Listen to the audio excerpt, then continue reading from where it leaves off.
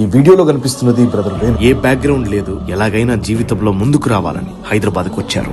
3000 rupees శాలరీకి ఒక jewellery shop లో పనిచేశారు. రోజులు గడుస్తున్నాయి. కొంచెం మనీ సేవ్ చేసుకుని ఒక కర్రీ పాయింట్ పెట్టారు. అక్కడికి వచ్చే ఒక కస్టమర్ ద్వారా కార్ బిజినెస్ పరిచయం అయింది. ఆయనతో పాటు టైం స్పెండ్ చేస్తూ ఆ బిజినెస్ లో కొంత ఎక్స్పీరియన్స్ తెచ్చుకున్నారు. అలా 2012లో కార్ బిజినెస్ స్టార్ట్ చేశారు. ఒక కంపెనీ ఎండి కార్స్ చూడడానికి వచ్చారు. ఆయన కాంటాక్ట్ తో యుఎస్ బేస్డ్ కంపెనీలో జాబ్ సంపాదించారు.